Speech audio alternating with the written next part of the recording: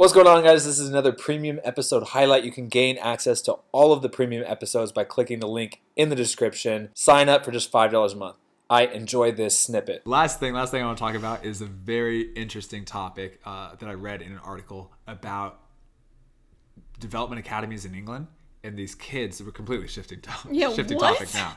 But last thing I just want to talk about before we end the podcast is just a very interesting statistics, or a couple of statistics I found about development academy and players that are going for the highest level. You know what? That's weird because I was just going to ask you about the statistics of development academies in England. You were you? Yeah.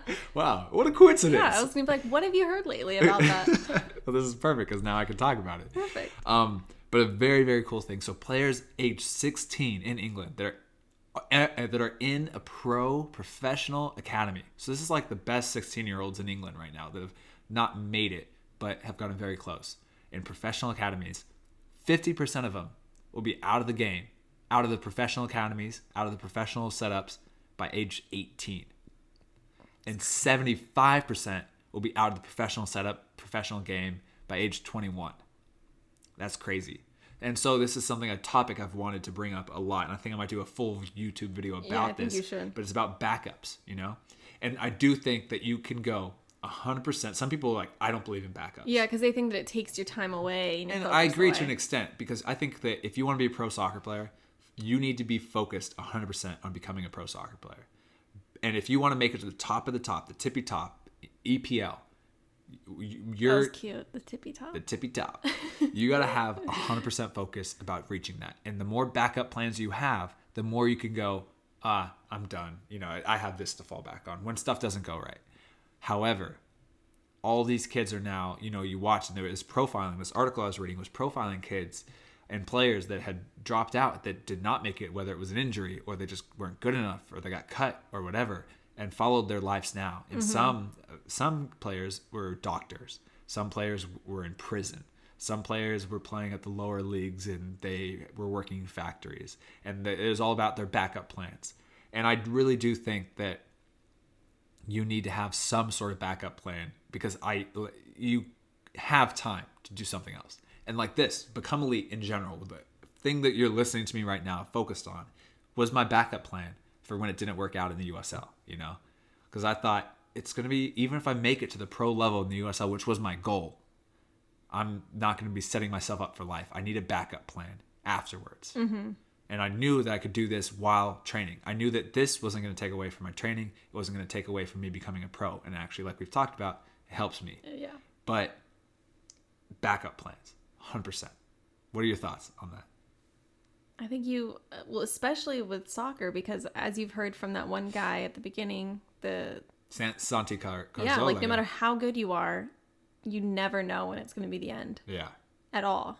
And which is why my dad talks about this a lot, which is why we love the American collegiate soccer system. And there's so many flaws with it. I don't want to say it's perfect, but there are so many flaws with the collegiate system in America. One being that you only play a season for 3 months, and then you're an off season for 9 months pretty much. Yeah, but you're provided with a backup. A backup. You get to focus and you get to train 20 hours a week like a full-time pro. You're treated like a pro, but then you're also given this degree. But then I also think I saw so many players with the caliber and level to play pro, these connections, and all they had to do was commit.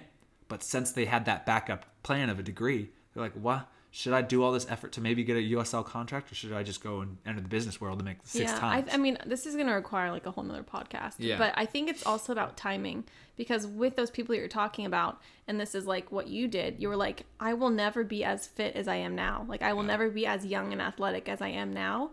I can always become an accountant later. Yeah. I can always go back to school and get my degree later. And I feel like a lot of these people need to seize the opportunity while they have it, when these backup plans can be used whenever. Like, obviously it'll be hard to get into the workplace when you're 30 or when you're 40 or when you decide to be a real estate agent. Like, it'll be harder later on, but it's not impossible. Yeah. But you can't become a professional soccer player at age 50. Yeah. Like, you have the rest of your life to pursue whatever you want. So why would you put that before the one thing that you need to do now? 100%. Yeah. And I think they're profiling this one guy, I forgot his name, but he was in Chelsea Youth Academy or something up until like 16, 17. And while he was doing this, they provided him this option of studying. And I think they call this A something. The A levels. A levels, yeah. he was getting he could study his A levels while doing this, and so he'd go train, do all his workouts, and then at night he'd get his study for his A levels, and he was like one of the only guys doing that. And then come age 18, they cut him and they said, no, you won't be able to do it. Went to a lower level league, was doing this like second or third division, like youth academy, cut him again, and he kind of looked at himself in the mirror and said, I don't think it's going to work out. And then now he's a doctor and loves his life. So, maybe if he didn't have the A levels, would he? It's so you can't really go into it that much. But I've seen and heard so many stories in the U.S. and the USL, over in Europe, England, of players that when it doesn't work out, their life kind of falls apart because they don't have they have no backup plans.